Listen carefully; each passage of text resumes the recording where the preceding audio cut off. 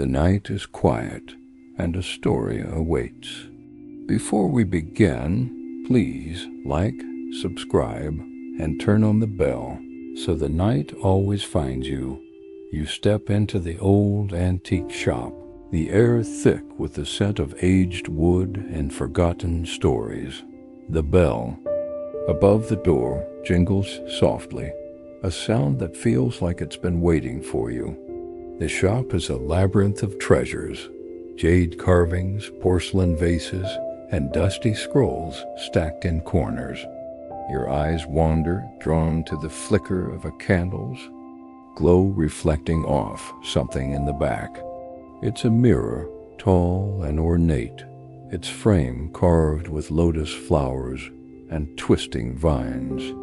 The glass is slightly cloudy, like a pond under moonlight, and it pulls you closer, as if it knows your name.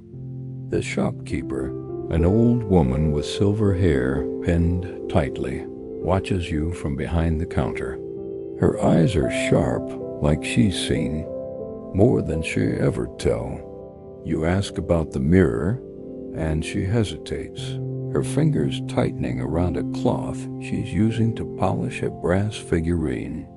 That one's special, she says, her voice low and careful. It belonged to a woman named Mei Ling, long ago. They say it shows more than your reflection. If you look too long, her words hang in the air, teasing your curiosity. You laugh lightly, brushing it off as a sales pitch, but there's a weight to her gaze that makes your skin prickle. You run your fingers along the mirror's frame, feeling the cool, smooth wood. It's heavier than it looks, the carvings almost alive under your touch. The glass seems to shimmer, and for a moment, you swear you see a shadow move within it, though there's nothing behind you but shelves. You shake your head, blaming the dim light. The shopkeeper offers a price surprisingly low, and you can't resist. You have it delivered to your small apartment, where it now stands in your bedroom, its presence both elegant and unsettling.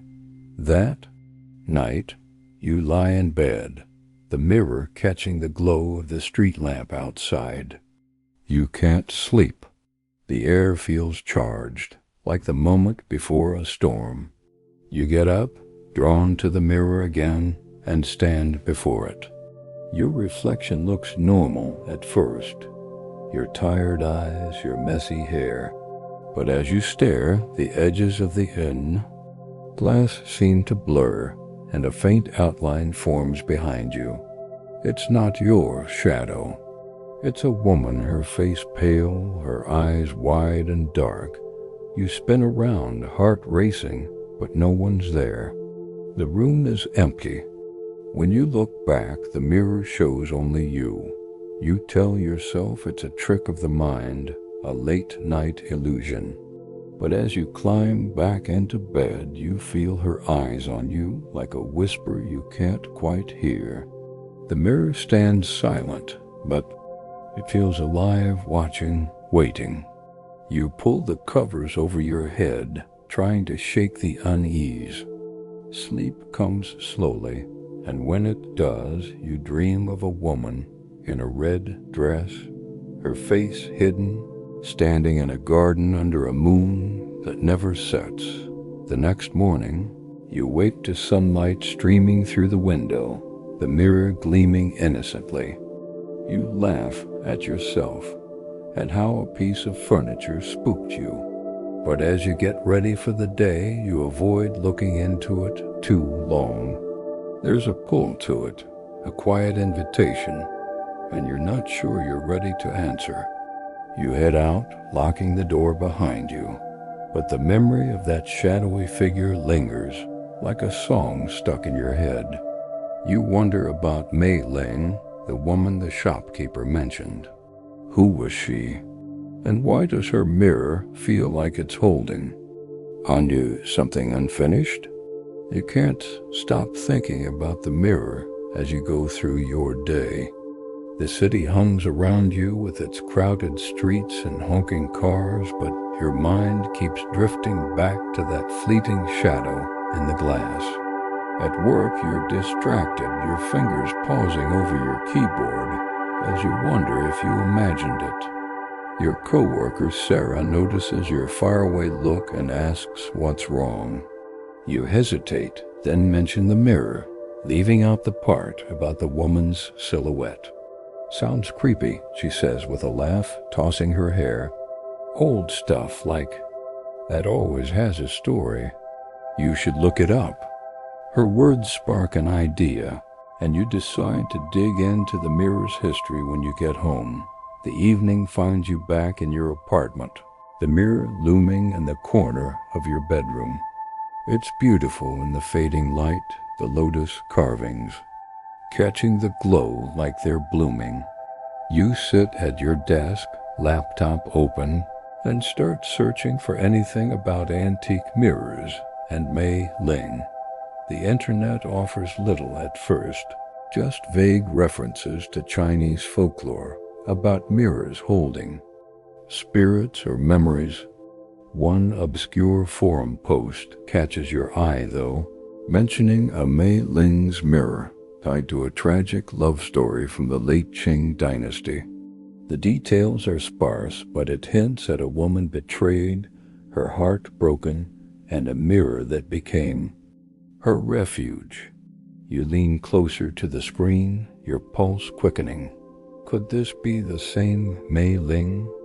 You glance at the mirror, half expecting it to react to your discovery. It doesn't, of course, but the air feels heavier, like it's listening. You shake off the thought and keep digging, but the trail runs cold. Frustrated, you close your laptop and decide to face the mirror again. You stand before it, your reflection steady under the soft light of your bedside lamp. Mei Ling, you whisper, testing the name. The glass seems to ripple, just for a second, and your breath catches. You lean in, searching for that shadow, but all you see is yourself, eyes wide with anticipation. Then, a sound. A faint hum, like a distant melody, coming from nowhere and everywhere. You freeze, your heart pounding. It's not your phone or the TV. The hum grows clearer, forming words you can't quite make out, like someone singing through water. You step closer, your nose almost touching the glass. The mirror's surface clouds over, and there she is again, the woman in the red dress. Her face is clearer now, delicate features, lips parted as if speaking, eyes locked on yours. You want to look away, but you can't. Her hand reaches out, not through the glass but within it, as if she's trapped inside. You stumble back, the hum fading as quickly as it came. Your room is silent again, the mirror just a mirror. You rub your eyes, wondering if you're losing it. Maybe it's stress, or maybe that forum post got under your skin. You decide to call it a night, but as you turn off the light, you hear a soft creak, like wood settling. It's coming from the mirror's frame. You don't look back. You climb into bed, pulling the blanket tight, but sleep feels far away. In your dreams, the garden returns. You're walking through it now, the moon casting long shadows.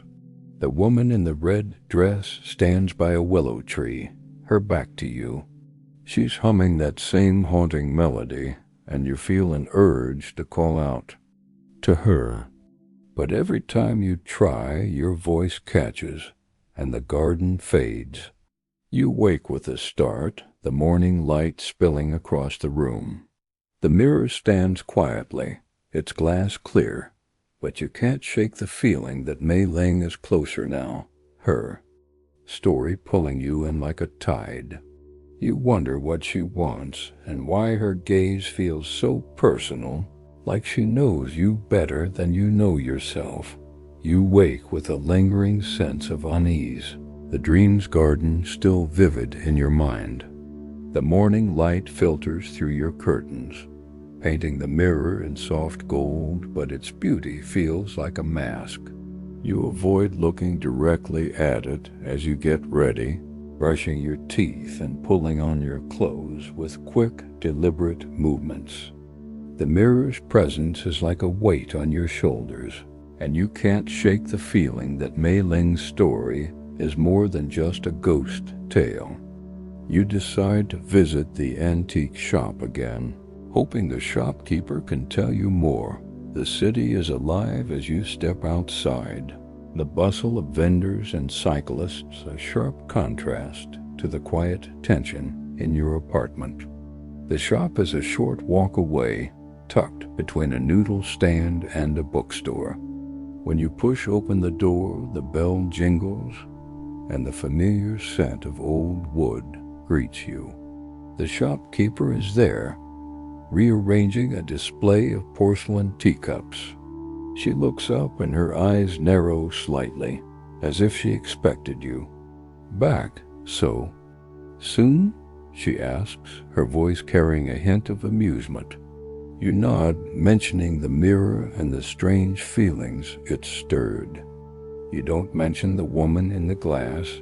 "Not yet, Dot." She sets down a teacup and gestures for you to follow her to a small table in the corner.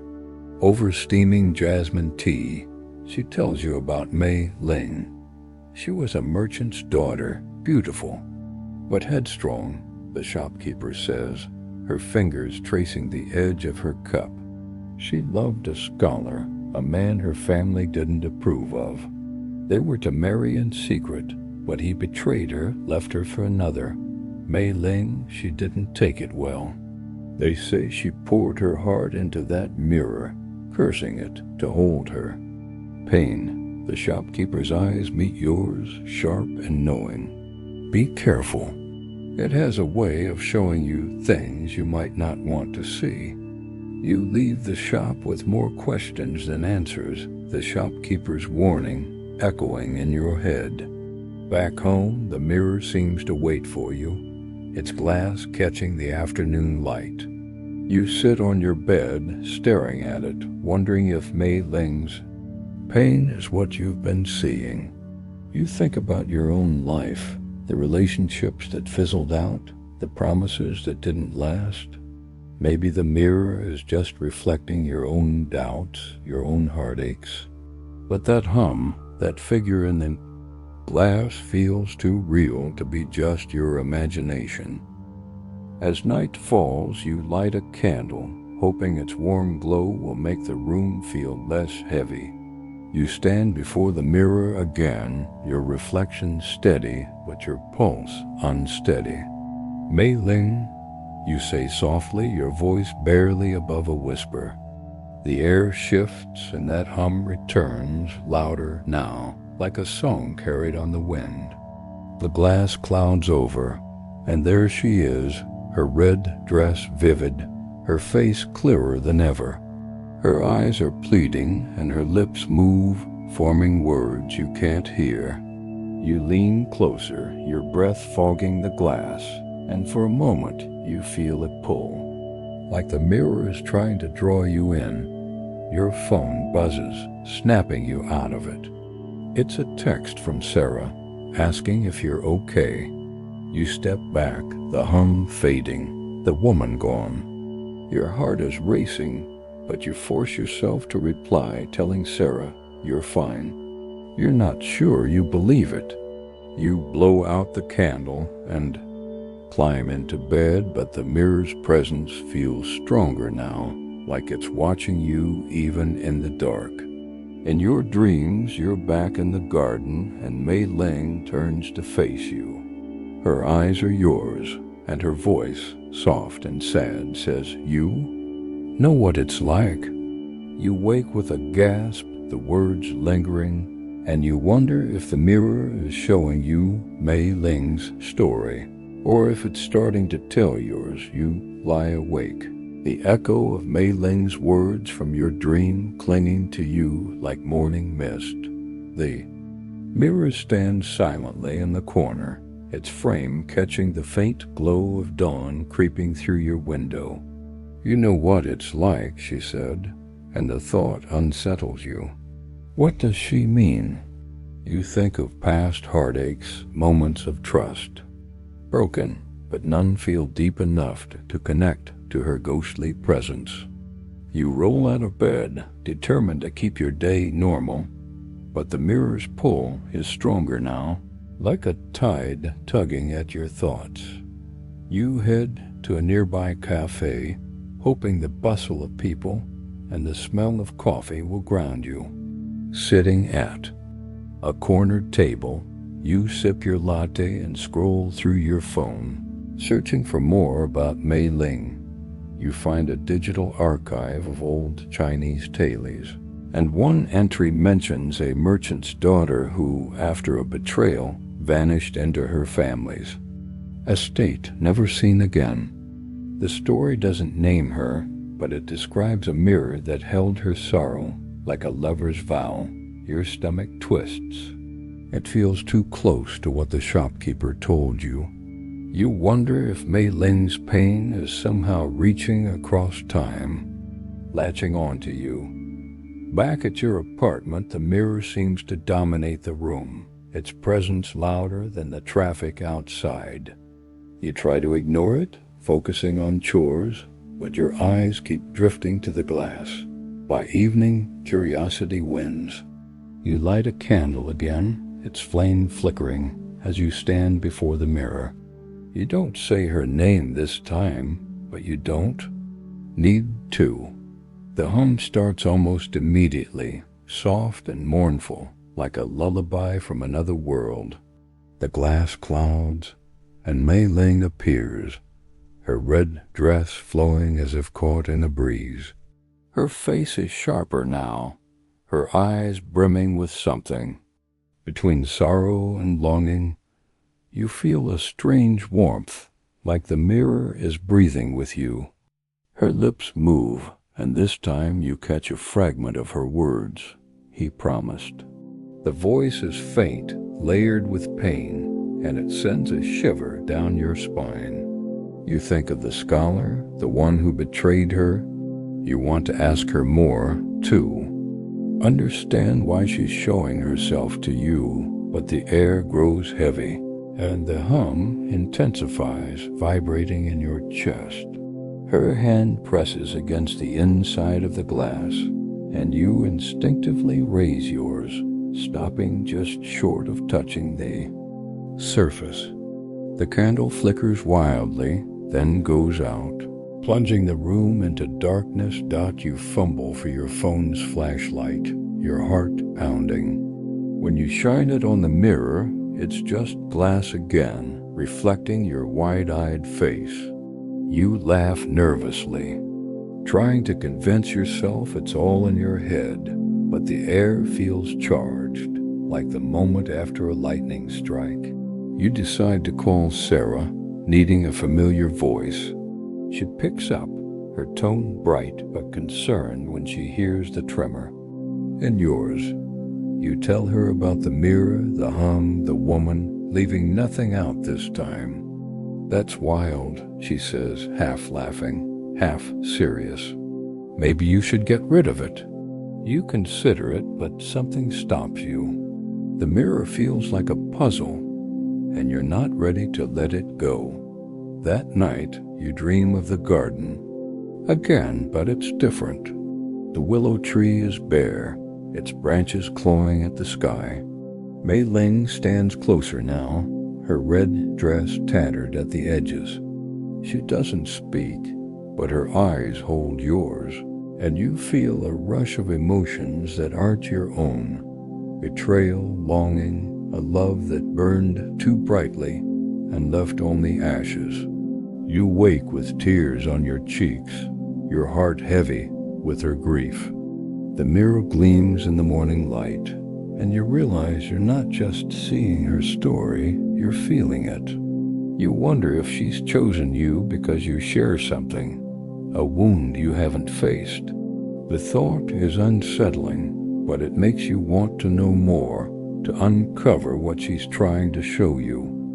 You wake with the weight of Mei Ling's emotions still clinging to you, her tears mingling with yours in the haze of your dream. The mirror stands in its usual corner, silent and still, but it feels like a guest who's overstayed their welcome. You rub your eyes, trying to shake off the heaviness, and decide to take control. Today you'll find answers, not just sit with questions. You grab your phone and text Sarah, asking if she's free to help you investigate. She responds with an enthusiastic "count me in," and you feel a spark of relief. You're not alone in this.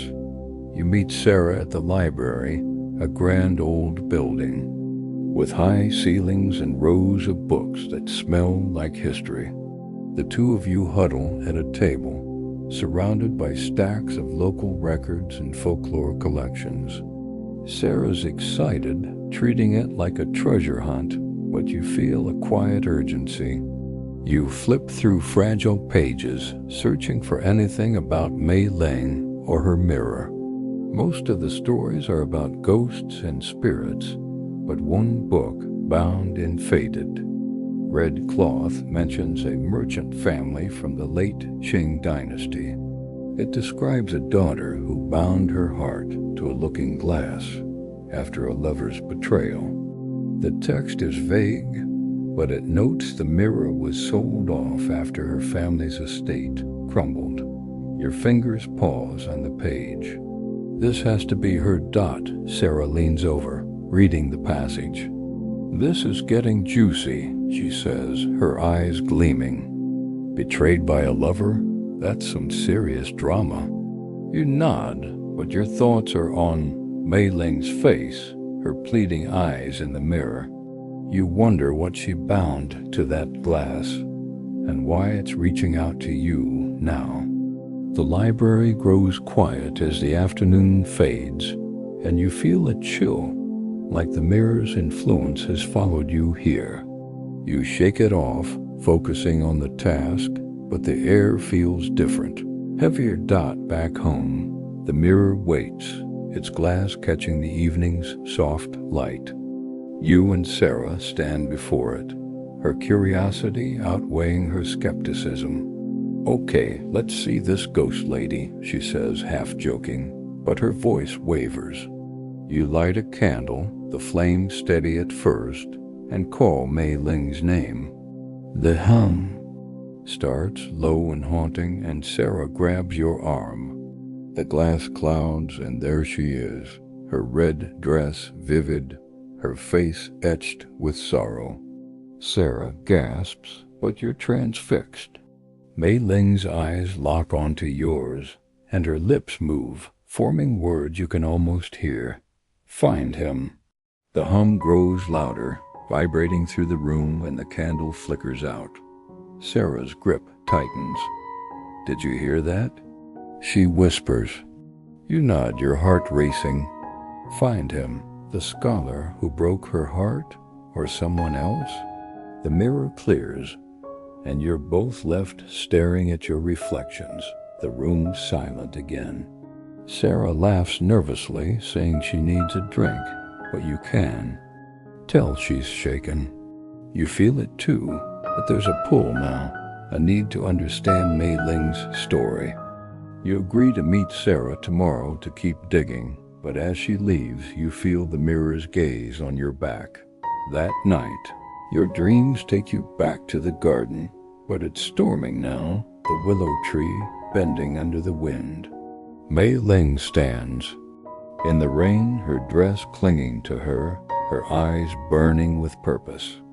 She points to a path winding through the garden, and you feel compelled to follow it, though you wake with the storm from your dreams still ringing in your ears. The image of Mei Ling pointing down that winding path burned into your mind.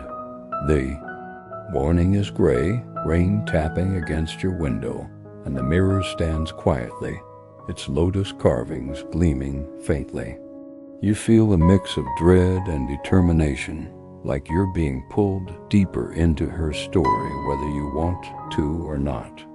Mei Ling's words, "Find him," echo in your thoughts, and you wonder who he is and why she's so insistent. You grab your phone and text Sarah, asking her to meet you at the antique shop. You need more answers, and the shopkeeper is your best lead. The rain soaks your jacket as you hurry through the city, his streets slick and reflective like the mirror itself. The shop's bell jingles as you step inside, Sarah close behind, her umbrella dripping. The shopkeeper looks up from a ledger, her silver hair catching the dim light. She doesn't seem surprised to see you again. The mirror's talking too. "You, isn't it?" she says, her voice calm but knowing. You nod, glancing at Sarah, who's trying to act casual but looks uneasy. You tell the shopkeeper about Mei Ling's appearances, the hum, the words in the glass. Her eyes soften, and she gestures for you to sit. Mei Ling's story isn't just a story, she says, pouring tea from a chipped pot. The scholar Liang promised her everything, love, a future. But he left her for a wealthier match, a woman whose family could lift his status. Mei Ling's heart broke, and some say she wove her pain into the mirror, binding it to show the truth of those who look into it. She pauses, her gaze piercing. It's showing you something, isn't it? Something about you. Her words hit too close, and you shift uncomfortably, thinking of your own past, the trust you've given and lost. Sarah breaks the tension, asking if there's a way to unbind the mirror. The shopkeeper shakes her head. Only Mei Ling can release it, find what she wants, and maybe she'll rest. You leave the shop with a new name, Leon, and a sense that the mirror's story is tangled with your own. Back home, the rain has stopped, and the mirror seems to glow in the evening light. You light a candle, its flame steady, and stand before the glass. Mei Ling, you say, your voice firm, show me what you need. The hum begins softer, this time like a sigh. The glass clouds, and Mei Ling appears, her red dress stark against the misty background. Her eyes are intense, and she points again, not at you but past you, toward your desk. You turn, confused, and notice an old photo tucked under some papers, one you haven't looked at in years. It's of you and an ex, someone who promised forever, but left when things got hard. Your heart twists, and when you look back, Mei Ling's face mirrors your own pain. Find him, she whispers, her voice clear now, resonating in your chest. You stumble back, the candle flickering but staying lit. The photo feels heavy in your hand, and you wonder if Mei Ling is seeing your past, your own betrayal, and weaving it into her story. Sarah texts, asking if you're okay, but you don't reply yet. You're caught in the mirror's pull, feeling Mei Ling's grief and your own blending together. In your dreams that night, the garden is clearer, the path Mei Ling pointed to lined with lanterns. You walk it, feeling her presence beside you, her voice a whisper. He's still here. You wake with a start, the mirror gleaming in the dark, and you know you can't ignore her call any longer. You need to find Liang or whatever truth the mirror is trying to show you. You wake with a jolt, the lantern-lit path from your dream still vivid, Mei Ling's whisper echoing. He's still here. The mirror looms in the dim morning light, its glass catching the first rays of dawn like a quiet challenge. You clutch the old photo from last night, your ex's smile frozen in time, and wonder if Mei Ling is using your memories to guide you to her truth. The line between her story and yours feels blurry now, and you're not sure if you're chasing her past or your own. You text Sarah, asking her to meet you at the library again. You need to find Ling, or at least understand what Mei Ling wants you to uncover. The library is quieter today, the air thick with the scent of old paper. Sarah arrives, her usual energy subdued, sensing the weight of your mission. You dive into records of the Qing dynasty, focusing on scholars named Liang. The search is slow, the names blending together, but you find a mention of a scholar, Liang Wei, who studied in a nearby province and was linked to a merchant's daughter. The record notes his marriage to a wealthy heiress, not the daughter, and a scandal that followed. Your heart races. This feels right. You show Sarah, who raises an eyebrow. So Mei Ling got dumped for a richer girl? That's cold. You nod, feeling a pang of sympathy for the woman in the mirror. You both head to a local museum, hoping their archives might hold more. The curator, a kind man with glasses perched on his nose, listens to your story and pulls out a box of old letters. One, yellowed and fragile, mentions a mirror gifted to a merchant's daughter, said to reflect the heart's truth. It's unsigned, but the date aligns with Mei Ling's era. You feel a chill, like the mirror is reaching out even here. Sarah suggests going back to your place to confront the mirror together, and you agree, though your stomach twists at the thought. Home, the mirror seems to hum before you even light the candle. The room feels smaller, the air heavy with anticipation. You and Sarah stand side by side, her hand brushing yours for reassurance. Mei Ling, you say, your voice steady despite the nerves. Is it Liang Wei you want me to find? The grows, a soft vibration that makes the candle flicker. The glass clouds and Mei Ling appears, her red dress glowing, her face a mix of hope and pain. She nods, her eyes locked on yours, and the words come clearer now. He's still here. In you freeze, her words cutting deep. Sarah gasps, but you barely hear her. The mirror's glass ripples, and for a moment your reflection shifts, showing not you, but a man young in traditional robes, his face guilty. Liang Wei. You blink and it's you again, but the image lingers in your mind. You think of your ex, the promises he broke, and wonder if Mei Ling sees you as part of her story, a mirror of her own betrayal. The hum fades, and Mei Ling vanishes, leaving you and Sarah staring at the glass. That was intense, Sarah whispers, her voice shaky. You nod, unable to speak, your heart pounding with the realization that the mirror is weaving your lives. Together, that night your dream pulls you back to the garden, the lanterns brighter now, guiding you to a stone bench where Mei Ling sits. She looks at you, her eyes soft but urgent. Free us, she says, her voice clear as a bell. You wake, the mirror gleaming in the dark, and you know the final piece of her story is close. You need to face the truth, not just hers, but yours, and find a way to let her go. The photo on your desk feels heavier now, a reminder that the past, hers and yours, is waiting to be resolved. You wake with Mei Ling's plea ringing in your ears. Free us.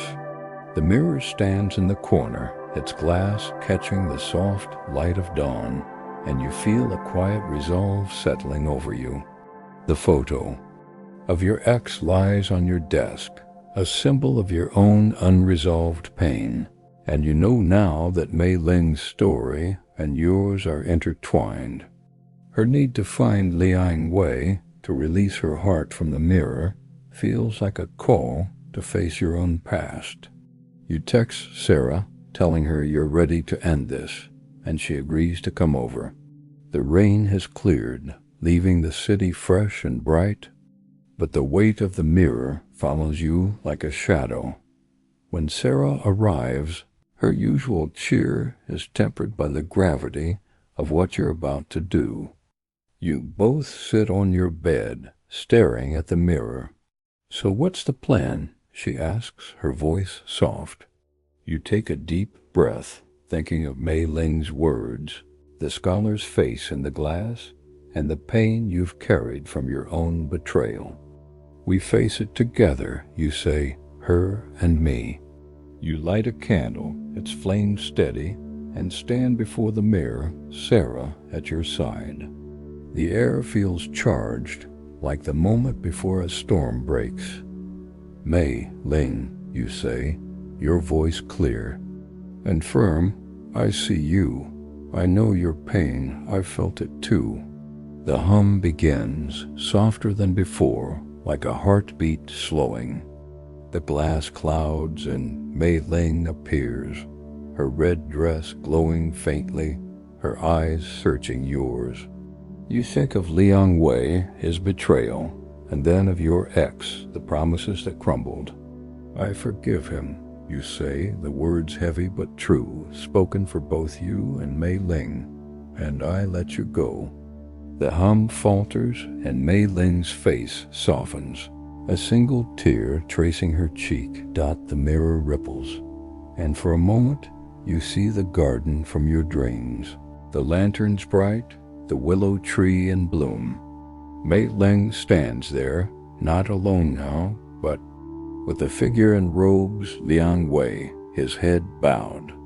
They don't speak, but you feel a release, like a knot untying in your chest. The hum fades completely, and the glass clears, showing only you and Sarah, your reflection steady. The candle burns brighter, its light warm and calm. Sarah squeezes your hand, her eyes wide. "Did we just free a ghost?" She whispers. You smile, feeling lighter than you have in days. You sit down, the photo in your hand, and you realize you're ready to let it go too. You tuck it away, not with anger, but with acceptance, a quiet goodbye to the pain you've held on to. The mirror is just a mirror now, its lotus carvings beautiful, but ordinary, its glass clear. You and Sarah talk late into the night, laughing about how you became ghost hunters, but the weight is gone. Mei Ling's story is complete, and in helping her, you found a piece of yourself you didn't know was missing. That night, your dreams are different. The garden is gone, replaced by a quiet lake, its surface reflecting a starry sky. You stand alone, but you're not afraid. The water is still, and you feel at peace, like you've set something free, not just for Mei Ling, but for you. The mirror stands silently in your room, a relic of a story that's finally at rest.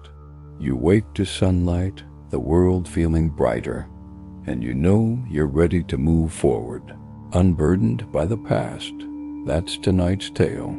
If it stayed with you, like, subscribe, and tap the bell. We'll meet again soon in the dark.